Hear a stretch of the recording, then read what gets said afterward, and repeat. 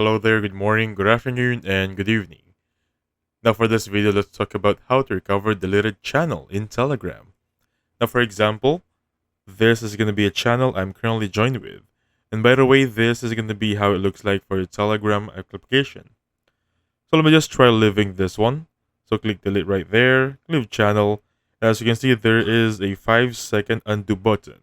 That's going to be the first step. You can go back to the channel with no problem at all. But for some reason, let's say you have exceeded that 5 seconds and then it's permanently deleted on your contacts. What you can do is search for the bar right there, and here you can just simply type in anime lovers or anime lovers like so. Click on enter right there, go for channels, and look for here. Let me just change the spelling for that one, and there we have it. You can just simply search it up again and simply click on join.